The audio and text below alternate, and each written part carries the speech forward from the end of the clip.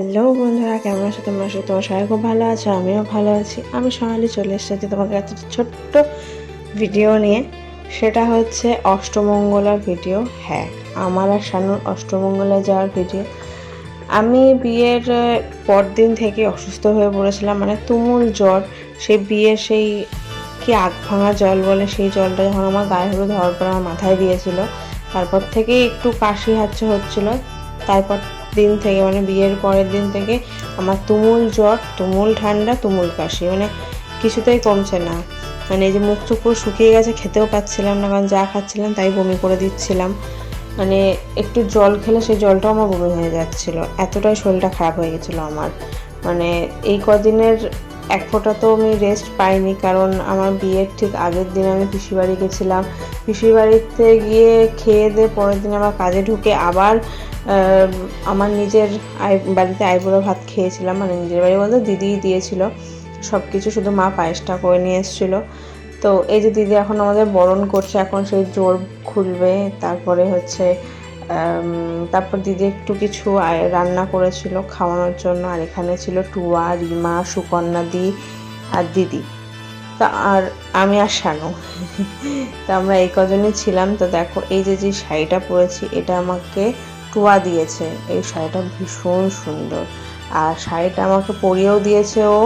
Even আমি যে আলতাটা পরেছি সেটা ওই পরিয়ে দিয়েছে। অষ্টমঙ্গলার দিন দুপুরবেলা ও চলে এসেছিলো।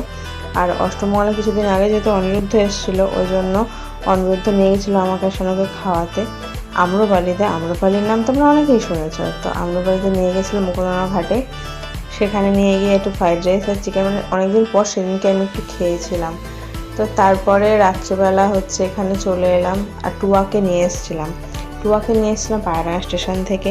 তো টুয়া এসে আমাকে অনেক সাহায্য করে। টুয়া যে না আসতো আমি সত্যিই কিছুই করতে পারতাম না। আর আমি ওদেরকে বলছি, এই ভিডিও কর, ছবি তুলছিস নাকি? তো বলছে না না, ভিডিওই করছি। মানে দুজন ছিল, রিমা আর টুয়া ভিডিও করছিল, রিমা হচ্ছে ছবি তুলছিল। তো এই চলছিল। আর এই যখন গিট খোলা পর্ব চলছে। আর এখানে হচ্ছে আর একজনও ছিল, সেটা হচ্ছে দিদির বাড়িতে যে ভাড়া থাকে ওপরতলায়, সে ছিল। বিশ্বাস করো, মানে এই সময়টা একটু অন্যরকম ফিলিংস হচ্ছিল। আমি তোমাদেরকে বলি, আগের দিন যে বিয়ের ভিডিওটা আমার দেখেছো, সেই বিয়ের ভিডিওতে তোমাদের একটা জিনিস দেখানো হয়নি, সেটা হচ্ছে 7 পাকে ঘোরানোটা। 7 পাকে ঘোরানোটা হয়েছিল হচ্ছে নিস্তারিণী মন্দিরের পুরো চারপাশ দিয়ে ঘোরা হয়েছিল। আমরা এমনভাবে ঘুরছিলাম যেন আমরা পার্কে ঘুরতে বেরিয়েছি, বিকজ ও আমার হাত ধরে, আমরা দুজনের হাত ধরে মন্দিরটা পুরো ঘুরছিলাম। আর এই যে এখানে যত জিনিসপত্র গায়ে আছে সেগুলো খোলা পর্ব চলছে। আমি বিশ্বাস করো, আমাকে রিমা আর টুয়া মিলে হাসাচ্ছিল, কারণ আমার এত কাশি হচ্ছিলো, এত শরীর খারাপ।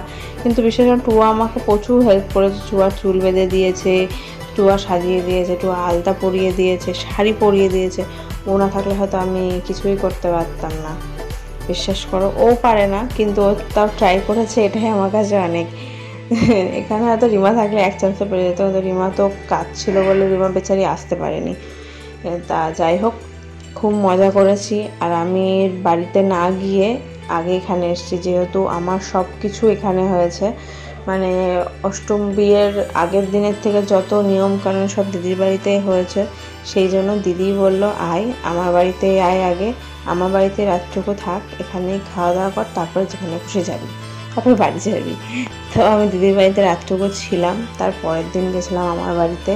আমার বাড়িতে প্রচুর আয়োজন হয়েছিল, কিন্তু আমি একটা টাইমও ভিডিও করতে পারিনি, কারণ আমার কাজের ছুটি ছিল না।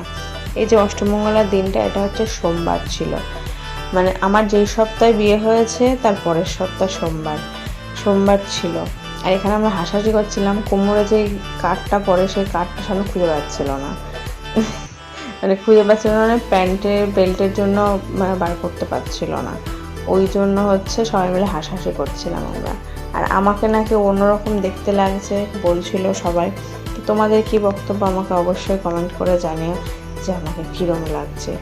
আর বিশেষ করে এত জ্বর, এত শরীর খারাপ যে আমি এক ফোঁটা কথা বলতে পারছিলাম না। তো যাই হোক, কেমন লাগছে তোমাদের আমাদেরকে বিয়ের পরে অবশ্যই কমেন্ট করে জানিও। আর তোমরা প্লিজ ভগবানের কাছে প্রে করো যাতে আমরা দুজন খুব ভালোভাবে নিজের জীবনটা শুরু করতে পারি, আর যেন আমাদের জীবনে কোনো বাধা বিপত্তি না আসে। যেন জীবনে যেমন এখন আছি হেসে খেলে কাটাই, সেরকম আমি সারা জীবন কাটাতে পারি। মানে ওর সাথে ঝগড়া করে যাই করি না কেন, হয় দিনের শেষে আমার হতেই চাই। আমি যতই রাগারাগি করি, যতই মারামারি করি, কিন্তু দিনের শেষে একটা দিদি যে আমাদের জন্য কিছু আয়োজন করেছিল, সেটা হচ্ছে মালপোয়া করেছিল, সাথে ছিল দই মিষ্টি। তো এখানে হচ্ছে দিদির সাথে যে ছবিও উঠছিল, তো ওই জন্য দিদি আমাকে বলছিল সবাই বলে বলছে, তো আমি খেয়ে নিয়েছিলাম।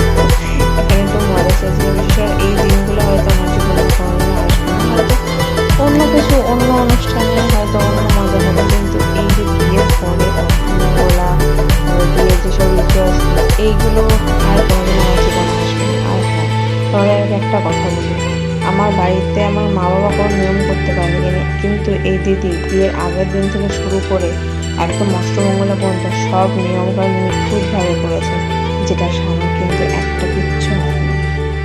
শানুর যেটুকু হয়েছে সেটুকু এখানে এসে, ও নিজের বাড়িতে কিন্তু কিছু হয়নি। তো যাই হোক, মনের কথা অনেক অনেক দুঃখের কথা আছে, অনেক খারাপ লাগা ভালো লাগার কথা আছে, সেগুলো তোমাদের সাথে পরে শেয়ার করবো একদিন। তো দেখো, এই যে আমরা ছবি তুলেছি, ছবিগুলো কেমন হয়েছে অবশ্যই কমেন্ট করে জানিও। আর এই যে আমাদের পুরো গ্রুপ, এই কদিন ছিল